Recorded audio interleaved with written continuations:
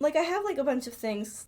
This person gets this apartment without, like, a lot of light, right? And, like, fucks up their circadian rhythm and, like, makes them, like, you know, lose grounding and all that stuff.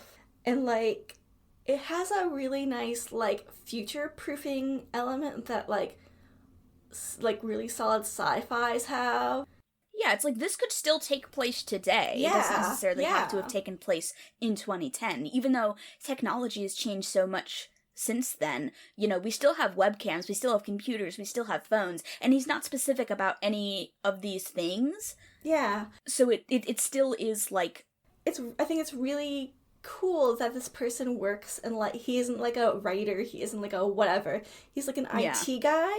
And it's about, like, the encroachment of technology on, like, our privacy and, like, our connection. It's, like, our connection to, like, other people and, like, what's artifice and what's, like, a meaningful connection. I think there's a bit of, like, technology is scary and these connections are artificial in it. But I don't think it goes there in a way that can be read that it goes there. You know what I mean? Yeah, like, I don't think the intent at any point is, like, technology is inherently bad. It is about bad actors using technology. Yeah. Like, he even says something like, I know that people can use it in this way. Like, it gives him, like, a basis for his freak out. Yeah, because he's like, oh, like, I have all of this IT experience. I'm, like, a computers guy. I know all the ways that people can get into your system and fuck with your computer and, like, learn information about you. I think that's a really cool, like, way to have approached it. Yeah. And, like, okay, the ending undermines something I like in the, like, I guess in my mind, I like to split the end part and the body part away from each other.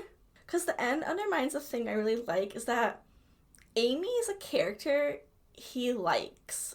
And it's not, like, weird. Yeah, like, hey, wish they could have just been, like, friends without it being a whole thing where it's like, oh, I've secretly been in love with her all the time, and I've been waiting for her to love me back. Like, that's lame. That sucks, man. Like, even in text, like, sometimes you get this in stories posted online on places where the woman is like, oh, we're madly in love with her, but she's a bitch with gross skin, or whatever. Like, Amy's just, like, Amy is, like, a friend he likes.